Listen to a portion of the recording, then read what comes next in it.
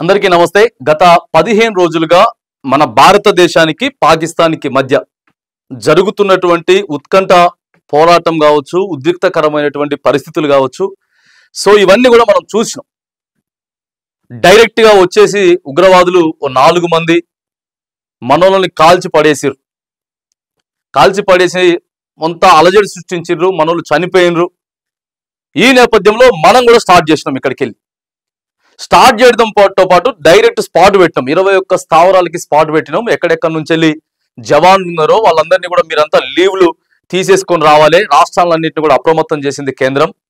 So ఇట్లా జరుగుతూ ఉంది, మనం ప్రతీకారం తీర్చుకోవాల్సిందే అని చెప్పి 140 కోట్ల మంది మన భారతీయులమంతా కూడా సపోర్ట్ ఇచ్చినాం. సో ఇదంతా జరిగింది.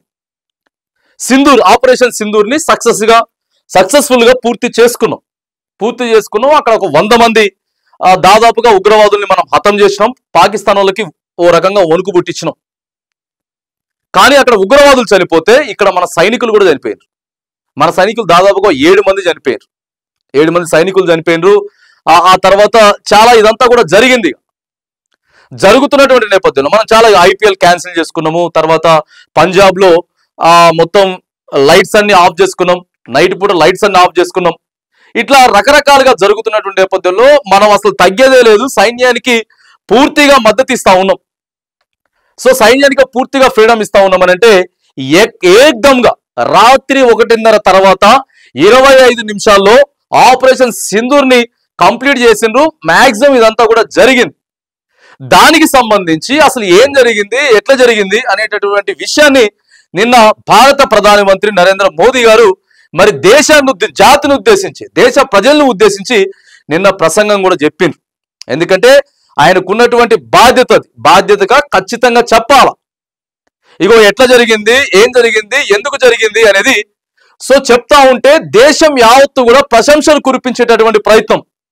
ఇలాంటి ప్రధాని ఉంటేనే మన దేశానికి ఏం కాదు, మనం ఎప్పుడు రక్షణగా ఉంటాం అని చెప్పినారు. కానీ కొన్ని డౌట్స్ అట్లనే మిగిలిపోయినాయి. ప్రధానమైనటువంటి డౌట్స్ ఏంటంటే ఫైరింగ్ ని ఆపేస్తా ఉన్నాం అని ఆపేసిర్రు అని చెప్పి అసలు ఎవరు చెప్పిండ్రు? ముందు డొనాల్డ్ ట్రంప్ ప్రకటించడానికి గల కారణాలు ఏంటి? అసలు నిన్న మోదీ గారు చెప్పారు, క్లియర్గా చెప్పారు. పాకిస్తాన్ వాళ్ళు భయపడ్డారు. ఆడికెళ్ళి అమెరికాతో సంప్రదింపులు జరిపి మనతో మాట్లాడిపించిండ్రు. సో మనతో వాళ్ళకి పెట్టుకునేటువంటి దమ్ము లేదని చెప్పేసి అన్నారు. కానీ మోదీ అక్కడ ఒక కీలకమైనటువంటి మాట కూడా మాట్లాడిండు. మీ దేశాన్ని మేము డెవలప్ చేయం, ఒప్పుకోకపోతే వాణిజ్య పరంగా, వ్యాపార పరంగా మేము మీకు సపోర్ట్ చేయం అని మాట్లాడినట్టు. సో ఇదంతా కూడా మరి వైరల్ అవుతా ఉంది. అయినా ఆ మాట అనడా లేదా? భారతదేశానికి సంబంధించి మీరు ఒకవేళ ఫైరింగ్ ఆపకపోతే మాత్రానికి మేము ఎటువంటి సహాయ సహకారాలు మీకు అందించాం అని మోదీ అన్నటువంటి ట్రంప్ అన్నటువంటి మాట వాస్తవమా కాదా అనేది మరి మోదీ గారు నిన్న ఆ ప్రస్తావన తీసుకురాలేదు. ఆ తర్వాత మొదట అటాక్ చేసినటువంటి 4 మంది ఉగ్రవాదులు అసలు ఎక్కడున్నారు, వాళ్ళని ఎప్పటి వరకు పట్టుకుంటారు, అసలు వాళ్ళు బ్రతికున్నారా, చనిపోయినరా, ఏంది అనేది దాని మీద కూడా మరి మోదీ గారు మాట్లాడలేదు. దేశ ప్రజలకి చెప్పాల్సినటువంటి బాధ్యత ఉన్నది. వాళ్ళేమో ఇవాళ మేమే గెలిచినాం అని చెప్పి ఆడ సంబరాలు చేసుకుంటా ఉన్నారు పాకిస్తాన్ వాళ్ళంతా. క్రికెటర్ ఆఫ్రిది అందరూ తెలుసు. ఆఫ్రిది మొత్తం ఆడ ర్యాలీ చేస్తున్నాడు, భారత్ మీద మేము గెలిచినాం అని చెప్పేసి. ఇప్పటికీ మళ్ళా కవ్వింపు చర్యలు వద్దు, వద్దనుకున్న తర్వాత మళ్ళా రెచ్చగొట్టేటందుకు ఎందుకు పాకిస్తాన్ ప్రయత్నం చేస్తా ఉన్నది? ఎందుకు మళ్ళీ అక్కడి నుంచి కూడా డ్రోన్లు కొన్ని మళ్ళీ యువతలకు వచ్చేటటువంటి ప్రయత్నం? సో ఇదంతా ఏం జరుగుతా ఉంది అనేది మోదీ గారు క్లారిటీ చేయాలి. ఇవన్నీ దయచేసి క్లారిటీ చేయాల్సినటువంటి విషయాలు ప్రధానంగా ఏమున్నాయంటే ఇవే అడుగుతా ఉన్నారు. పహల్గామ్ ఉగ్రవాద దాడులు ఎక్కడున్నారు, వాళ్ళని అసలు ఎప్పటిలోగా పట్టుకుంటారు, మరి అధ్యక్షుడు ఎందుకు ప్రకటించిండు, ఒకవేళ ఆపకపోతే వాణిజ్యం ఆపేస్తామని అంటే అసలు మన దేశానికి రావాల్సింది అమెరికా నుంచి ఏది పంపిడట ట్రంప్. మనకు ఆగాల్సిన అవసరం లేదు. మన దగ్గర పాకిస్తాన్ని లేపేసేటటువంటి దమ్ము, మన దగ్గర సత్తా ఉన్నది. మరి ఇలా ట్రంప్ ఎందుకంటే ఇలా సోషల్ మీడియా ఎంతో మంది చెప్తాం, రే మోదీ ఇదంతా కూడా ఈ స్టింగ్ ఆపరేషన్ అంతా కూడా ఎలక్షన్ ఫండ్ కోసం చేసిండు, లేకపోతే బీహార్ ఎలక్షన్ కోసం చేసిండు, ఆయన కోసం చేసుకున్నాడు, ఇవన్నీ వస్తున్నాయి. కానీ అవి కాదు కదా. ప్రధానంగా మనకు ఎవరికి సమాధానం చెప్పాలంటే ఈ చిచ్చోరా బ్యాచ్ కి మన మోదీ గారు చిచ్చోరా బ్యాచ్ కి సమాధానం చెప్పాల్సినటువంటి అవసరం లేదు. కాకపోతే ఎవరెవరైతే 26 మంది చనిపోయినరో ఆ 26 మంది చనిపోయినటువంటి కుటుంబాలకి మాత్రానికి ఖచ్చితంగా సమాధానం మాత్రం చెప్పాల్సినటువంటి అవసరం అయితే ఉంటది. ఎందుకంటే ఈ 26 మంది చంపిన వాళ్ళ నలుగురిని అసలు ఎక్కడున్నారు, వాళ్ళు ఎప్పుడు పట్టుకుంటారు ఏందనేది కనీసం ఆ కుటుంబాలకైనా చెప్పాలి కదా. తర్వాత 140 కోట్ల మందికి ప్రధాని బాస్ అయిన మరి ఖచ్చితంగా మనం ఎందుకు ఆపేసినాం, మోదీ ఏం చేసిండు, నిజంగానే ఆపుతుడా, వీటి మీద మరి నిన్న ప్రధానమంత్రి గారు మరి చర్చించలేదు. సో ఎందుకు చర్చించలేదు, సింధూర్ని మాత్రానికి ఆపరేషన్ సింధూర్ని మరి సక్సెస్ఫుల్ గా కంప్లీట్ చేసుకున్నాం, కాలబేరానికి వచ్చిర్రని చెప్పి మోదీ గారు చెప్తున్నారు. కానీ మళ్ళీ అక్కడి నుంచి ఎందుకు కావాలని చెప్పి కాలు దువ్వేటటువంటి ప్రయత్నం చేస్తా ఉంది పాకిస్తాన్. మరి వీటి మీద ఒకవేళ కాలు దువ్వితే మనం ఏం చేస్తాం, ఆయన చెప్పిండు మోదీ గారు, సిద్ధంగా ఉన్నాం, మనమంతా కూడా, వాళ్ళు నష్టపోయినారు, పాకిస్తాన్ నష్టపోయింది, మనము నష్టపోయినాం, మనం చాలా నష్టపోయినాం. కాకపోతే ట్రంప్ మన దేశ ప్రజలంతా కూడా అక్కడ ఉన్నారు, చాలా మంది మన ఇండియన్స్ అమెరికాలో ఉన్నారు.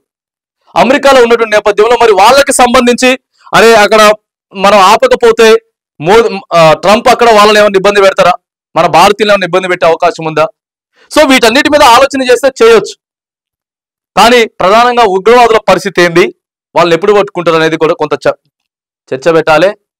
ఆ తర్వాత మెయిన్ గా వాళ్ళు ఎందుకు మళ్ళీ కవింపు చర్యలు చేస్తా ఉన్నారు అదొకటి క్లారిటీ తేవాలి. ఎందుకంటే సైలెంట్గా ఉండాలి, మనం ఎంత సైలెంట్గా ఉన్నాం, మనం చాలా సైలెంట్గా ఉన్నాం, కానీ వాళ్ళు చేస్తా ఉన్నారు. మరి ట్రంప్ మనల్ని ఓ రకంగా మనల్ని బెదిరించిండు అనే కాడికే తీసుకొస్తా ఉన్నారు.